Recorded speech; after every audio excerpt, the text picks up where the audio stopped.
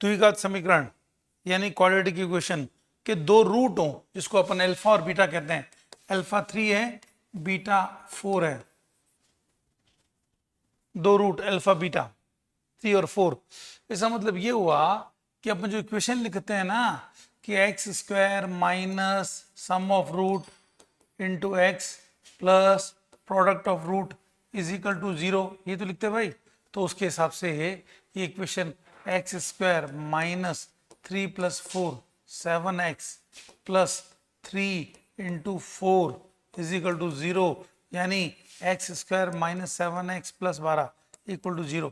ये आ गई इक्वेशन। अगर रूट बताओ तो उनको रूट बताओ तो अपन ऐसा करेंगे। अब देखिए ना आप जरा कि रूट पता हो तो उसका मतलब क्या होता है पता है? एक तो a x square minus b x plus c की तरफ टर्म्स में है, ये कुछ यूं होगा, ये इक्वेशन यूं आएगी, यानी ये रहा आपका y, ये रहा x, और आपके पास इक्वेशन इस तरह से आएगी। ये ग्राफ कुछ इस तरह से जाएगा। ये ग्राफ कहता है कि 3 पे y की वैल्यू 0 है और 4 पे भी y की वैल्यू 0 है। देखिए सिमेट्री होती है, इसका मतलब इसका जो ये मिनिमा है ना वो 3 और 4 के बीच में 3.5 पे आएगा। अगर पूछूं कि कहाँ है इसकी मिनिमम वैल्यू या मिनिमम वैल्यू क्या है, तो आप रख दो x की वैल्यू 3.5। तो ये फिलहाल तो 3 और 4 पे दोनों 0 है, इसलिए मैंने लिखा है। अगर मैं लिखूं y equal to x square minus 7x plus 12, ये दे रखा है, का न्यूनतम मान कहाँ होगा, का न्यूनतम मान कहाँ होगा, तो आपका मतलब समझे आंसर क्या होगा? ये रहा 3 पे, 4 पे, 3.5 पे। आंसर इसका हुआ, पूछते नहीं है पर अगर हो तो 3.5 पर, x बराबर 3.5 पर। अब कितना न्यूनतम मान होगा अपन इसमें रख लेंगे, y की जगह रख देंगे, और जो x बराबर 3.5 पे रखूंगा ना, ये 3.5x है, ये रहा, तो यहाँ ये वैल्यू जो होगी ये मिनिमम वैल्यू होगी। तो जैसे ही x बराबर 3.5 रखूंगा यहाँ पर, तो y की जो वैल्यू आएगी वो मिनिमम होगी। कैसे? देखो ना, y बराबर अगर लिख रहा हूं तो y बराबर एक्स स्क्वायर माइनस 7x है ना, प्लस 12 था अभी भी, तो x बराबर 7/2 पर y कितना है, y जो होगा वो मिनिमम होगा। कैसा होगा? मिनिमम। देखिए ना, y minimum is equal to 7/2 का स्क्वायर माइनस 7/2 प्लस 12, ये होगा y मिनिमम। क्या लिखूं भैया? 79/4 माइनस 49/2 प्लस 12। इसको यहाँ से किया तो ये माइनस का 49/4 प्लस 12 को 48/4 लिख दूं क्या भाई? 12 लिखो, 48/4, 48 ये 49 ये माइनस का 1/4। तो जो ग्राफ था ना अभी थोड़ी देर पहले निकाला, ये वैल्यू माइनस का माइनस, ये y था ना भैया, माइनस का 1/4। ये कहना चाह रहा हूं, कहां तक? यहां तक, समझे? तो जब रूट दे रखे होते हैं तो इक्वेशन अपन ऐसे बनाते हैं।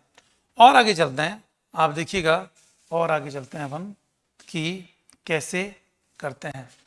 अगर मैं कहूं कि भैया x बराबर -3, y x नहीं, मैं बात कर रहा हूं, चलिए, कि अल्फा बराबर -3, बीटा बराबर 4, तो क्या हुआ भैया? तो इक्वेशन कैसी होगी, समीकरण कैसी होगी, वो बात कर रहा हूं। तो आपको रूट दे रखे हैं भाई, रूट दे रखे हैं, तो आपको मालूम है कि इक्वेशन जो है x square minus alpha plus beta into x plus alpha into beta equal to 0, ये इक्वेशन होती है ना। आओ जरा, x square minus alpha -3 plus 4 into x plus alpha minus का 12 इक्वल टू 0, आया ना। एक्स स्क्वायर माइनस का एक्स माइनस का 12 इक्वल टू 0, ये हो गया भैया। ये समीकरण ऐसे हो गई। ये समीकरण वो है जिसके दो रूट है, यानी ये होती है कहां पर? -3 और 4 पर। देखिए ना, अगर आपने लिखा है यहां पर 4 जा 16, ये 4 गए 12, ये 12 गए 0 आ गया ना, सही है ना। x बराबर आप 4 रखो, ये सेटिस्फाई हो रही है नहीं हो रही? हो रही है। x बराबर 4 का स्क्वायर 16 हो गया ना भैया, 16 माइनस 4 माइनस 12, तो मैं समझता हूँ 0 ही आ रहा है भैया। x बराबर अगर मैं लूँ कितना -3, तो क्या हुआ -3 का स्क्वायर 9 माइनस -3 -12, ये भी 0 होना चाहिए। हो रहा है क्या? देखिए 9 + 3 12, माइनस माइनस प्लस हो गया ना, 9 + 3, तो हाँ बिल्कुल आ गया, ये 0 आ गया। इसका मतलब भैया ये दोनों समीकरण इसको, इस वाली इक्वेशन को सेटिस्फाई करते हैं, और जो सेटिस्फाई करते हैं तो इसके मूल हो गए। यही तुम कहना चाह रहे हैं कि इसके मूल हो गए। तो आपको जब कभी भी इक्वेशन दे रखे हो तो ऐसे निकालते हैं। देखिए ना, अगर आपको कहता हूं alpha equal to m/n, beta equal to n/m, बताइए समीकरण क्या होगी? समीकरण निकालनी है ना अपन को, द्विघात समीकरण। तरीका ही है, x square minus alpha plus beta into x plus alpha into beta equal to 0 रखो ना।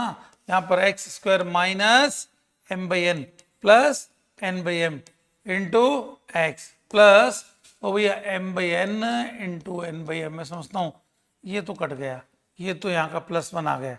चला इसको देखो क्या लिखूं यहाँ।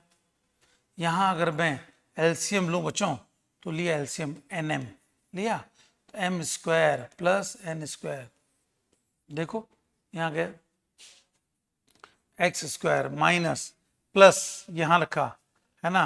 चलिए यहाँ भी एक बार mn लिख के अपॉन mn लिख दूँ, कोई एतराज नहीं आपको है ना, इक्वल टू 0। ये देखिए ना बेसमेंट, यहाँ एलसीएम लूँ वापस, mn क्या आएगा भैया, कैसी को लिख दूं तो mn x square minus m square plus n square into x, ये x है ना, x प्लस 1 इक्वल टू 0।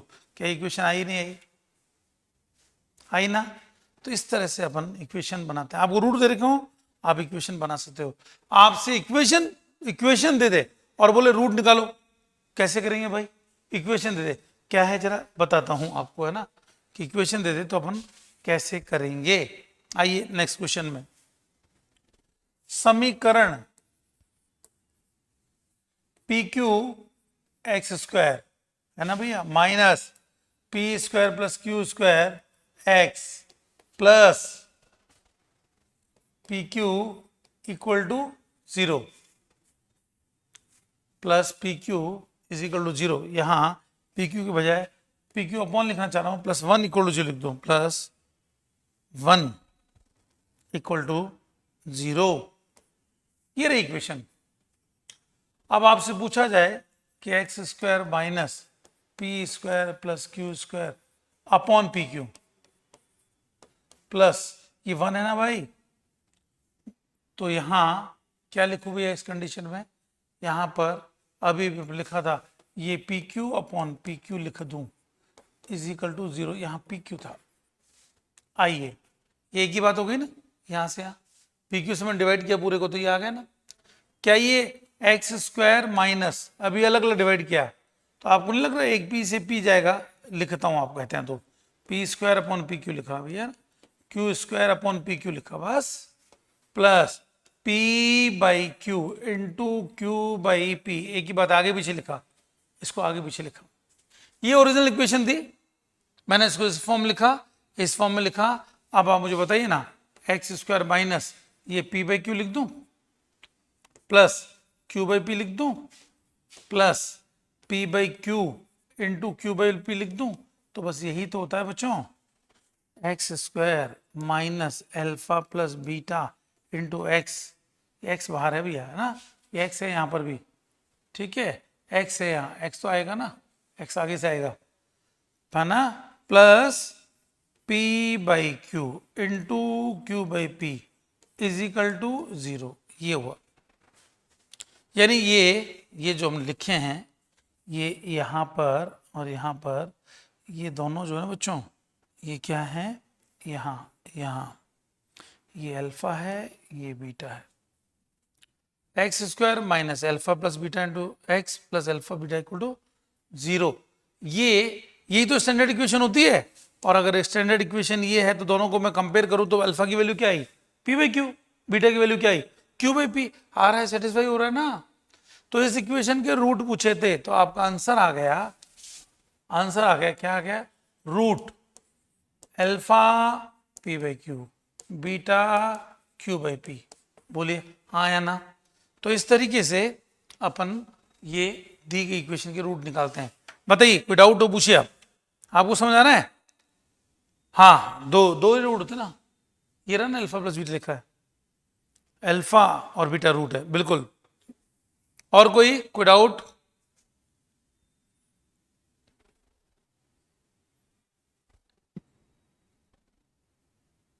ठीक है, चलिए एक क्वेश्चन आप कीजिए, देखता हूं।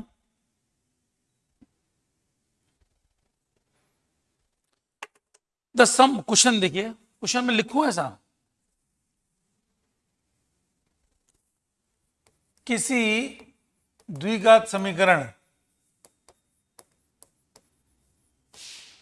के मूलों का योग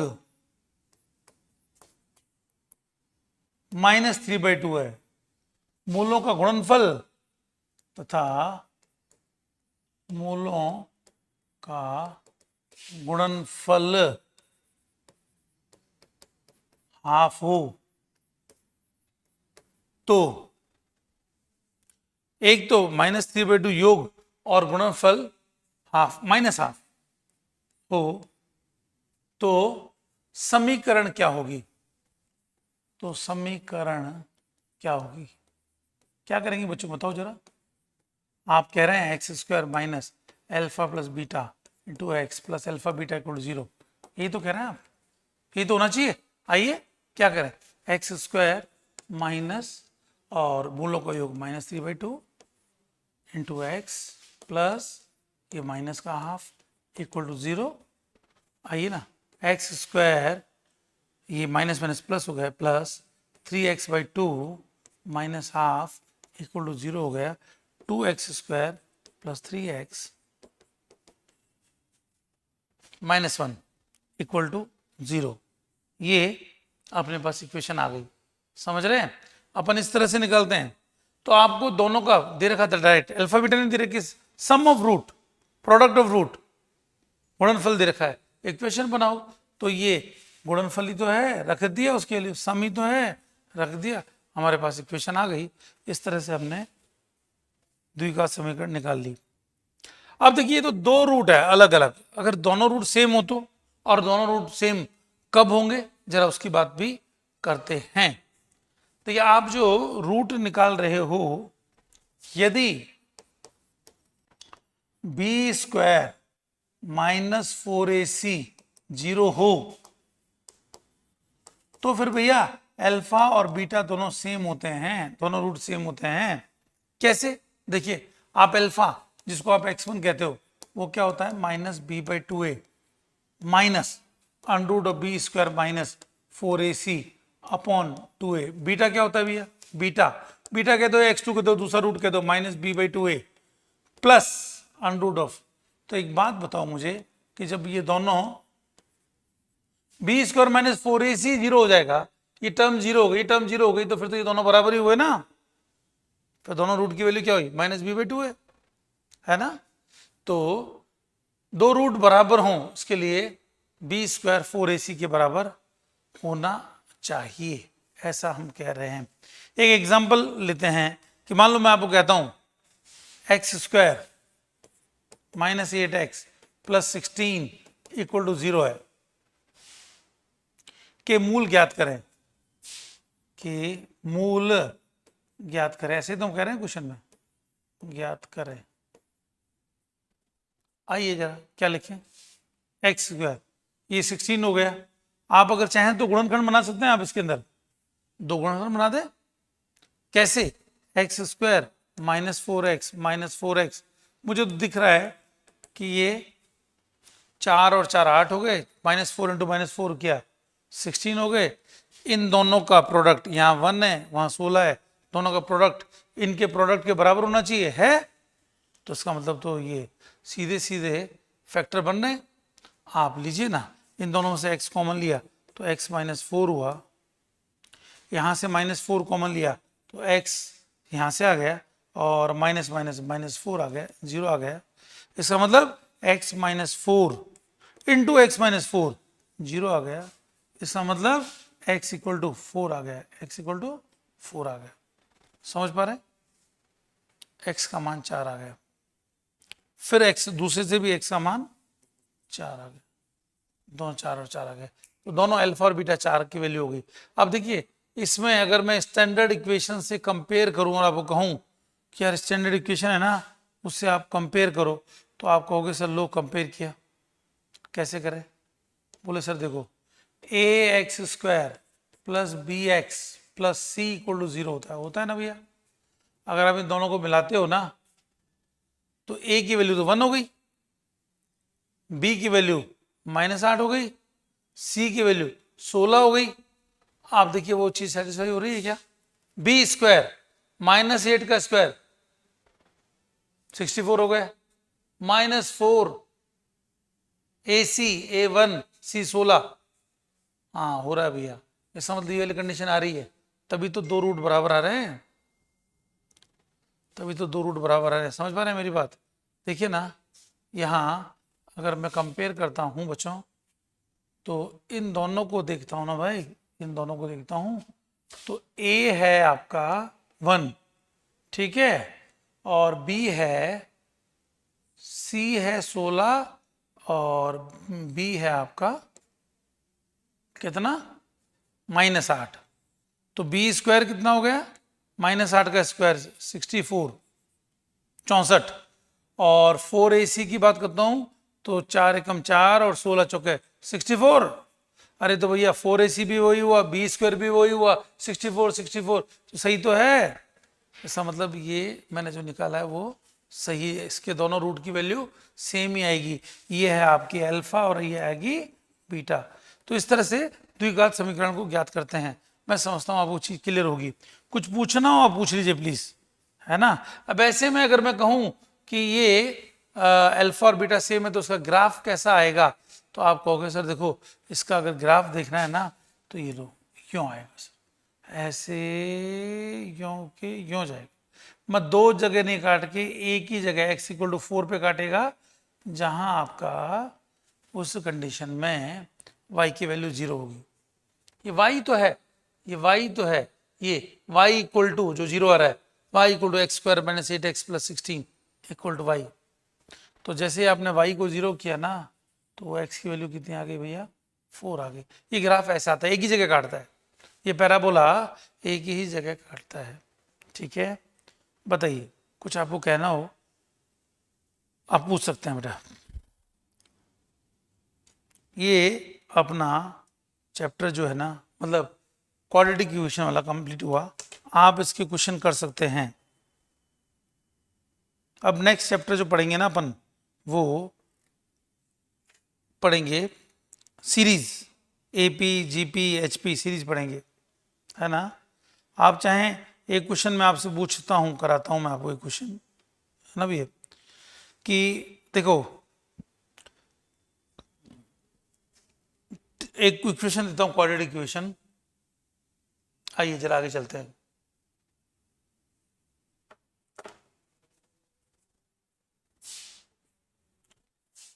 t² + 100 = 2vt। ये आपको एक इक्वेशन दे रखी है, t² + 100 = 2vt। यह v यानी वेग, यहां v दे रखा है कांस्टेंट, यह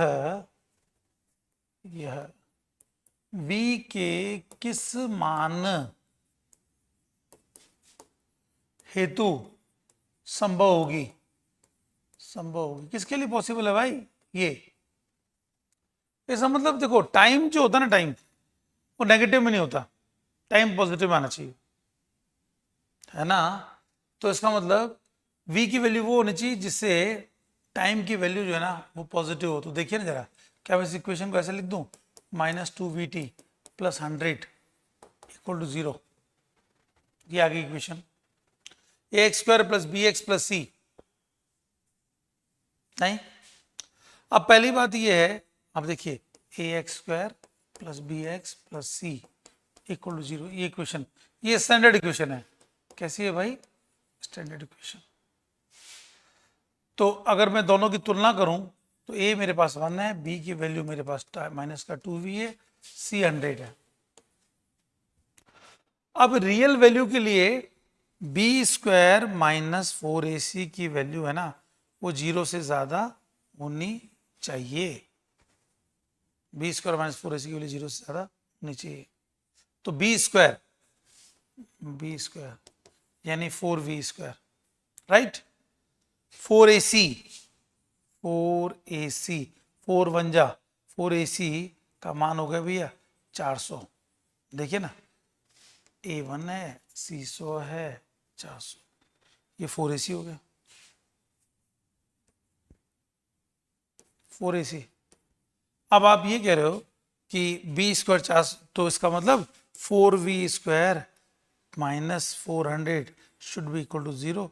वी स्क्वायर है ना भैया, वो उधर गया, 100 से ज्यादा होना चाहिए भाई।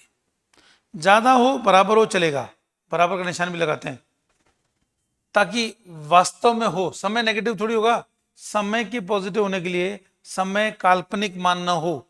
रूट में आ गए तो काल्पनिक मान हो जाएगा ना। ये टी की वैल्यू निकालोगे आप तो वो जो है ना, जैसे इक्वेशन निकालते हैं वैसे ही यहाँ बी स्क्वायर माइनस 4ac की वैल्यू 0 से ज्यादा होनी चाहिए।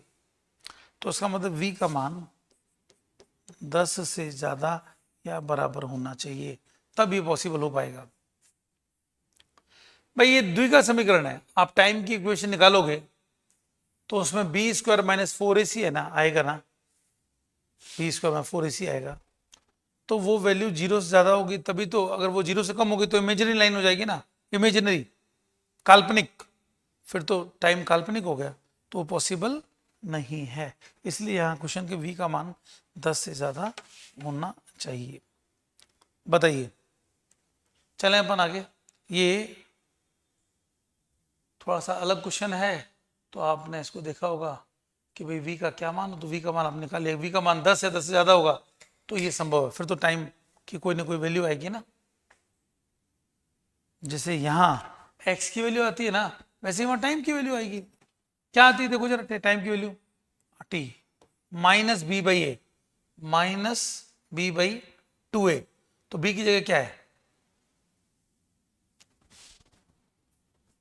b की जगह हीरा, तो माइनस बी अपॉन, आप देखिए x की वैल्यू रखते थे ना अपन, ऐसे लिखो माइनस बी बाई 2a है ना, plus minus b square minus 4ac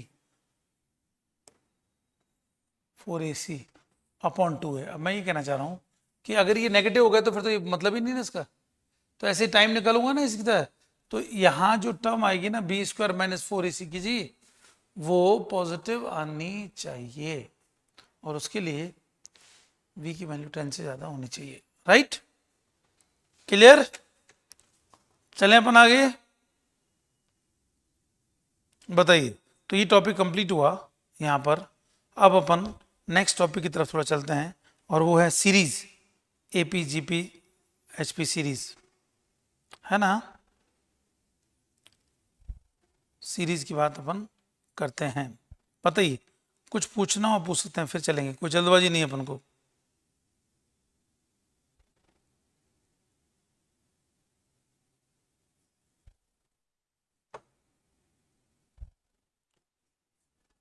note कर लीजिए इसको, नोट कीजिए जल्दी से। ये क्वेश्चन जो है ना थोड़ा सा अलग टाइप का है, तो नोट कीजिए आप।